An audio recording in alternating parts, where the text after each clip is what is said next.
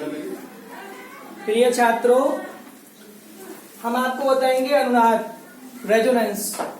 हमने कल आपको फिजिक्स का रेजोनेंस शुरू किया था, फिजिक्स के रेजोनेंस के बारे में आपको बताया था, पूरा क्लियर किया था। बट आज हम आपको बताएंगे केमिस्ट्री का रेजोनेंस क्या होता है।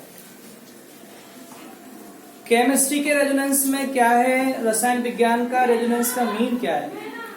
सिंपल वे में एक पहले डेफिनेशन बता रहे हैं आपको, उसके बाद पूरी एग्जांपल से सेट करके बताएंगे आपको। जब किसी यौगिक की एक से अधिक संरचनाएं संभव होती हैं, परंतु उनमें से कोई भी संरचना उस यौगिक के समस्त गुणों को बताने में सक्षम नहीं होती है, अर्थात उनमें से कोई भी संरचना ऐसी नहीं होती जो उस यौगिक के सारे गुणों को एक्सप्लेन कर पाए, तो उन संरचनाओं को हम कहते हैं अनुनादी संरचनाएं, और उस यौगिक की वास्तविक संरचनाओं कहते हैं अनुनाद संकर। और ये पूरा प्रोसेस कहलाता है अनुनाद। ये तो डेफिनेशन है। एक बार पुनः, जब किसी यौगिक की एक से अधिक संरचनाएं संभव होती हैं, परंतु उनमें से कोई भी संरचना ऐसी नहीं होती है जो उस यौगिक के समस्त गुणों को बताने में सक्षम हो, सारे गुणों को व्यक्त कर पाए। हाँ, कुछ ना कुछ योगदान जरूर करेंगी, कुछ ना कुछ हेल्प जरूर करेंगी उस यौगिक की वास्तविक संरचना के लिए, लेकिन सारे गुणों को वो व्यक्त नहीं कर पाएंगी।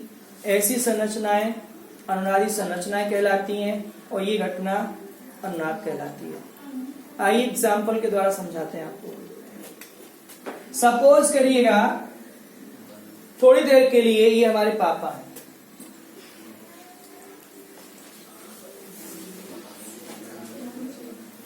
ठीक है, और हमारे जो पापा हैं इनसे हम 3 पुत्र पैदा हुए हैं। पहले हैं वो बड़े भाई हमारे, उनका नाम है जितेंद्र, जे से शो कर रहा है, और मिडिल में आते हैं हम संदीप हैं, तो एस से शो कर रहा है।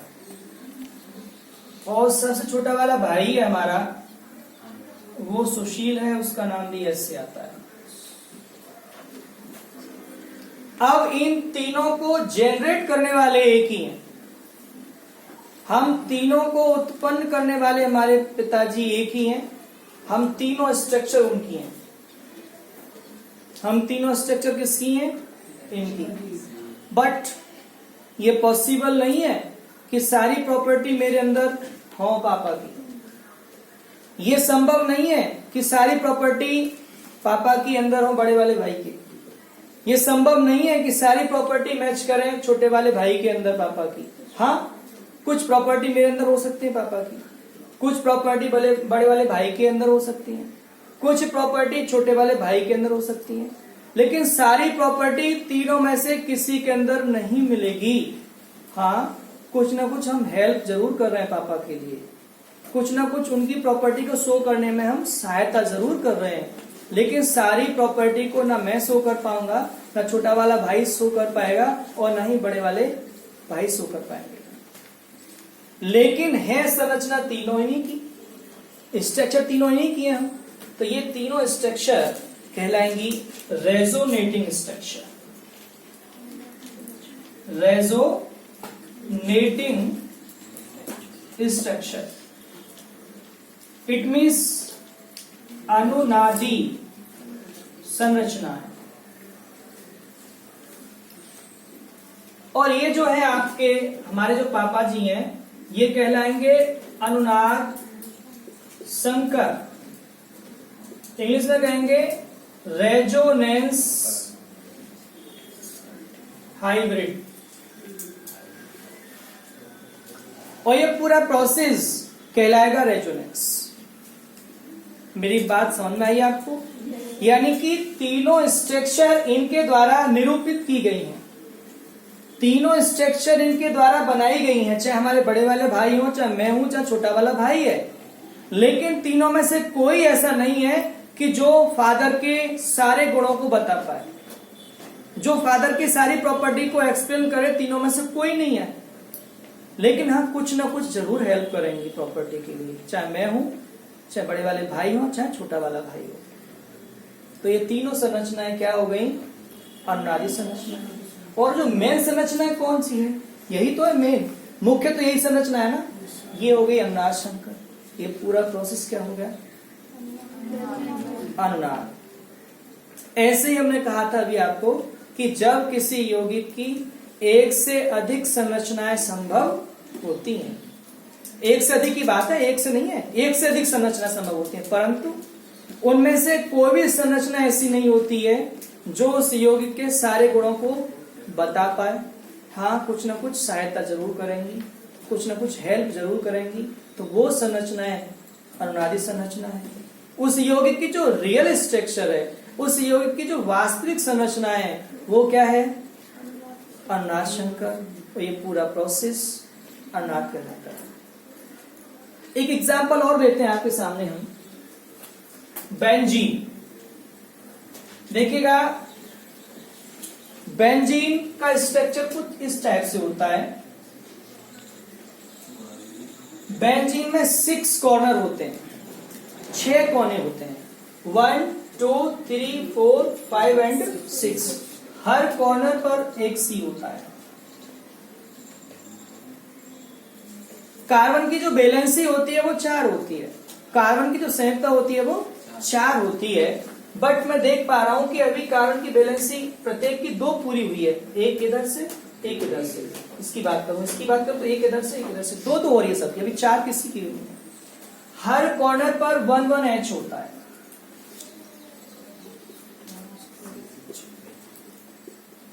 ठीक है, अब मैं चेक करता हूं तो वैलेंसी कार्बन की अभी भी 4 नहीं हुई है। कारण 1 2 3 सब भी 3 है, 4 नहीं है। तो मैंने क्या सोचा कि मैं डबल बॉन्ड का इस्तेमाल करूं, एक को छोड़कर एक डबल बॉन्ड।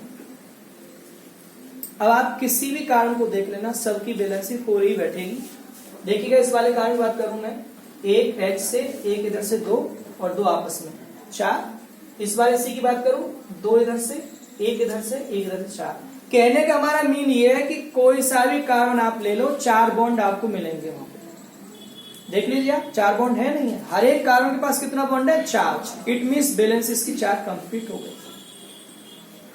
अब ये तो आपको हमने बता दिया बेंजीन को हम ऐसे शो करते हैं, लेकिन सिंपली यदि आप इसको ऐसे भी शो नहीं करते हो और आप इसको ऐसे लिख देते हो,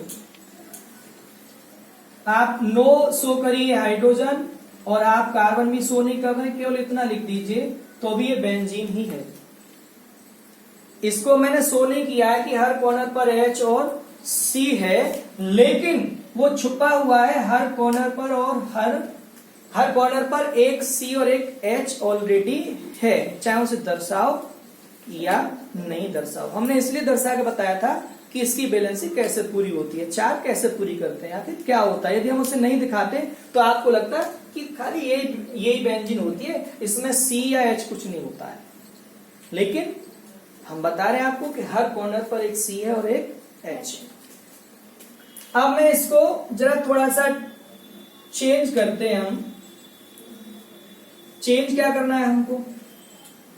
केवल डबल बॉन्ड चेंज करना है। जहां पहले डबल बॉन्ड था वहां सिंगल करना है, जहां सिंगल था वहां पर डबल करना है। यहां डबल था, यहां सिंगल करते हैं तो ये आ जाएगा यहाँ पे, क्योंकि यहां सिंगल था, यहां डबल कर दिया। अब इस वाले को सिंगल करना है मुझे, तो यहां डबल करना पड़ेगा, यहां डबल आ गया। अब इसको हटा के आगे ले जाना है। आप देखेंगे अभी भी कंडीशन में क्या देख रहे हैं कि एक सिंगल है एक डबल है, एक सिंगल है एक डबल है। This is called alternative double bond. ये कहलाता है एक को छोड़कर एकांतर क्रम में द्विक बंध, हिंदी में बोले तो। मैंने इसकी प्रॉपर्टी को चेक किया, इसकी प्रॉपर्टी चेक की हमने, इसकी प्रॉपर्टी को चेक किया। बेंजीन के सारे गुणों को ना तो ये बता पाई, और बेंजीन के सारे गुणों को ना ये बता पाई। कुछ गुण बेंजीन के इसमें मिल रहे थे, कुछ गुण बेंजीन के इसमें मिल रहे थे, लेकिन सब गुण ना तो इसमें मिल रहे थे और ना ही इसमें मिल रहे थे। इन्हें क्या कहेंगे आप? अनुनादी संरचना। कोई डाउट? अब एक तीसरी स्ट्रक्चर निकाल के लाए हम। ये 3 जो हमने आपको दिखाया है साइन, इट मीन्स निरूपित करना, इट मीन्स रिप्रेजेंट करना, इट मीन्स शो करना। अब एक ऐसी हमने स्ट्रक्चर ट्रांसफॉर्म की जो बेंजीन के सारे गुणों को बता रही थी।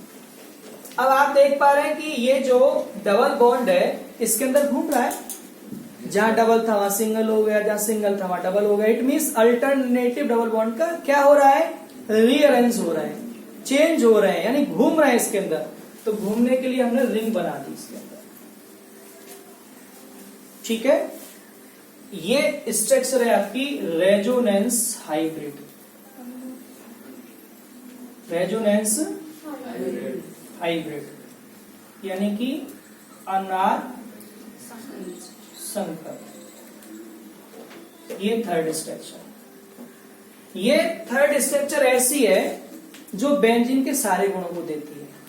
इसमें इसका भी गुण है, इसमें इसका भी गुण है। ये पूरा प्रोसेस क्या हो गया, अनुनाद हो गया। मेरी बात समझ में आ रही है? बिल्कुल सटीक एग्जाम्पल बताया था हमने कि ना गुण सारे मेरे अंदर मैच करते हैं, ना मेरे बड़े वाले भाई के अंदर, ना मेरे छोटे वाले भाई के अंदर। कुछ मेरे अंदर, कुछ छोटे वाले भाई के अंदर, कुछ बड़े वाले भाई के अंदर, कुछ कुछ, सब कुछ नहीं, कुछ कुछ। तो हम तीनों क्या हो गए, अनुनादी संरचना। पापा कौन हो गए हमारे, अनुनाद संरचना। ये प्रोसेस क्या हो गया। ऐसे ही कुछ गुण इसमें, कुछ गुण इसमें, सब ना इसमें है ना इसमें है। इन दोनों को मिलाकर ये एक ऐसा जिसमें सारे गुण। तो मुझे पूरी उम्मीद है आपको रेजोनेंस समझ में आया होगा केमिस्ट्री का। अनुनाद पूरा समझ में आ गया होगा, अनुनाद पूरा सबको समझ में आ गया होगा। पूरी उम्मीद है आपसे कि आप इस रेजोनेंस से पूरी आशा के साथ कह सकते हैं कि आपको